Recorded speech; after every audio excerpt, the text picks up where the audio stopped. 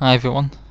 The next game from round 1 I'm going to show you is where I'm going to focus on the under 18 and under 21 championship, where I'm going to show you Yang-Fang Zhou's game against Burnett. As many of you will know, Yang-Fang Zhou is I think 18 now, so of course he isn't really under 18 anymore, but when he was the strongest player who wasn't an adult, ahead of I am Daniel Fernandez, who's well, they're both IMs, but Yang-Fang's got a higher rating, generally had a higher rating, although there probably isn't that much between them. But yeah, I'll show you one of Daniel's games in later rounds. I'm not going to show Daniel's round 1 game, but I'll show a few of his games anyway, as the tournament gets hotter. But for this round I'll show you Yang-Fang's game against Burnett, who is a 21-17 feed day, usually about 200 ECF, plays quite a lot, and he's a very solid player. Difficult to beat, and it's quite strong as well. So maybe a potential banana skin potentially for Yang-Fang, who's about 240 ECF and 2469 feed day at the time.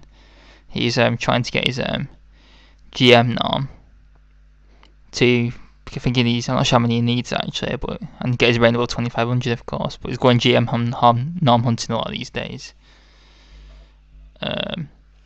He played D4, which is surprising because he's usually an E4 player. D5, C4, E6. Must be prep this actually, because Jim tends to play the same stuff over and over again. He's a French player, so I'll be doing hopefully another game of his where he wins with the French. So I'm not really had any French games to do yet. There's not that many French defences in round 1, sadly.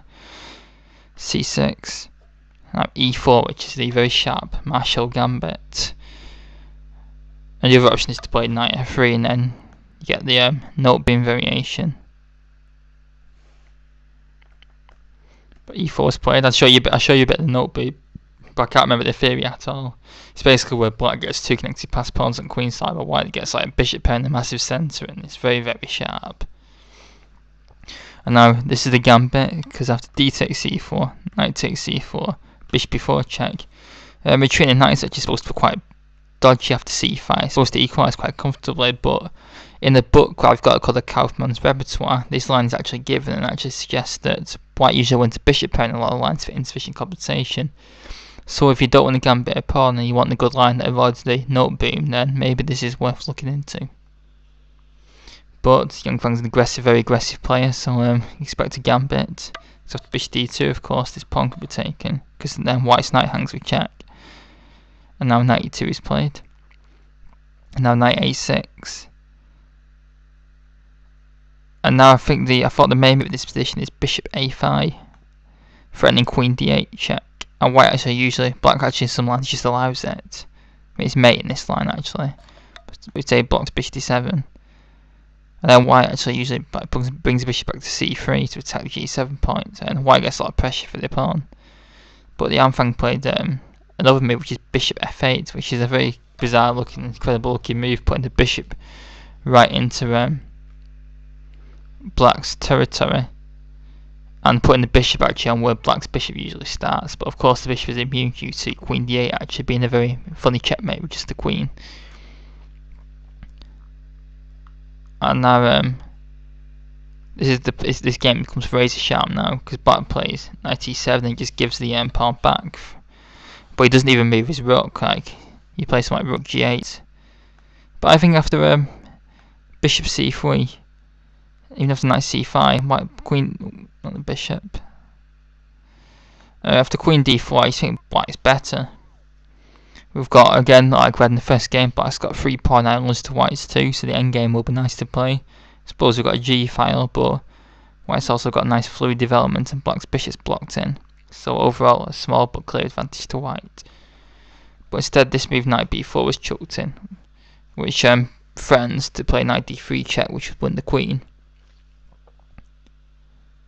Actually, it wouldn't win the queen, but it will start like an attack, so white king will have to go to d2 and then f2 hangs, then the queen and rook go, but black's also got a rook hanging. And Yang-Fang played queen d6, but bishop takes h8 seems to go well actually, allowing the check. King d2, knight takes f2, and now after queen c2, take, knight h1. So black's actually going to end up a pawn up, but he's got a problem with his trap knight. And bishop d4 to cut the stop knight coming out. Knight g6, knight c3, e5, bishop e3, not that square. Something like this seems good for white. But queen d6 was chosen instead, which puts the queen to a very aggressive square and attacks the knight, which goes in with check. King has to move. Knight f5 now, forking the queen and bishop. And now queen takes d3 is played, queen takes d3, king takes, knight takes g7.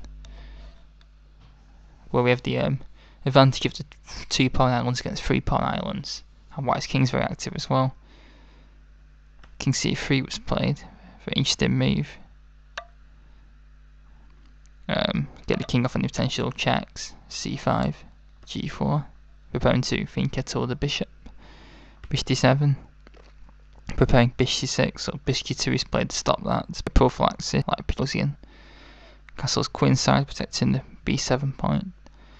Knight c1, preparing to reroute the knight to a more active post at d3 and then maybe e5 with pressure. f6 is played as Picosian style prophylaxis against that as well. Knight d3 anyway, because it attacks the c5 point. b6 to protect it. a3, preparing b4 and maybe to peel up an a file and get some attack going against the black king in the endgame. But e5, and I think now, I actually think this is a better equal this, which is very good for black since he's playing an IM, over 350 points high rated with black. Because we've got black's got plenty of space, and there's no real apparent weaknesses. But white's bishop is very nice on diagonal. h3 was played just to protect this pawn. h5 trying to undermine pawns. The bishop comes into e4, knight e6. Again we've got outposts at d4 and f4. And white wants to feel very uncomfortable at this point in his quest to win the under-21 championship, and also hopefully get a bursary off the ECF to go and sweat foreign congresses and get a GM title. b4 was played, hg, knight g5, bishop d5, e4 was played, which maybe is a bit positionally suspect. It allows the knight to come in, but it does get interesting now. If bishop g4 is played instantly, then bc5. But I think after bishop f5, this is fine for black. White will probably get rid of his double pawn, and then maybe f4. Knight in with check. And then just give his bishop, and then give his bishop up, takes. And there's no way white will win this position, although he might work his IM magic to find a win. Which is a joke I had with Daniel recently, the other IM, as I mentioned before, going for the title. Saying about players that might, about Yang-Fang in the Torquay final, that he might win this draw and ending by working his IM magic.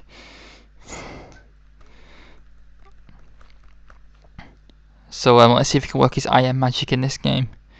e4. Looks like an inaccuracy to me. Knight comes into f4. Now he takes the pawn, but of course, bc5. So black's actually won the pawn, but at the cost of allowing white's done a lot of positional trumps. This bishop is still a monster. There is holes now on g6 and e6 potentially to exploit. Rook can come to b5 with mating threats. It's very funny what actually happens in a few moves. Rook a b1, because white needs to make use of his trump card, so he's not a pawn down for nothing. But of course, these rooks come off. But black has had to give the h4 line up, which is a concession, of course. King c7. White's got probably just about enough at the pawn in this position, but it shouldn't be enough to win. Rook h6. Of course, Yang-Fang, even in the endgame, is a very dynamic player, so he don't mind sacking a pawn for activity. Rook f8. And plus as well, he wants to create imbalances, because he don't want to draw against the 21-17 when he's about practically GM strength these days. Rook g6. Bishop f5. Rook g7 check, and now the king runs. But now the a7 pawn falls, so if we go back, could he have done anything better? Yeah, so of course it removes the knight, and that allows the rook a7 check, but there's also rook d7 as well. But then again, if you move a knight in this position, you've also got to watch out for cheapos on the e6 square. So I see rook f8, rook g6. Yeah, so in this position, rook g7 check is threatened. So maybe just move the king up to d6 in this position. And this stops rook g7 because now the pawn can move. Say rook g7. Not that, because that just allows white's active rook to come off. Rook g7, we can actually just bottom the bishop, and it looks rather artificial, but seems quite good. But white still seems to keep a bit of initiative for this move. But this move just seems to blunder the pawn back. And now white's also got an outside pass pawn to watch out for. But now he does regain h file, the rook comes back to h8. It's not all doom and gloom. There's light at the end of the tunnel. Try to get the initiative back. King d2, because as we know, initiative is very important in chess. Rook h2. Going for activity, but now the white king comes in for the kill potentially. Okay, now rook h1 is played. And now rook a6 check is played. Okay, in this position, black completely undoes all his hard work with a very amusing blunder actually. Okay, 4 squares for the is your test. There's 4 squares for the king in this position.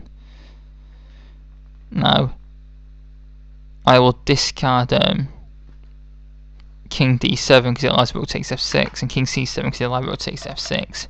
So you've got 2 squares in this position to move the king to protect the f6 pawn and keep probably a level position or unclear position.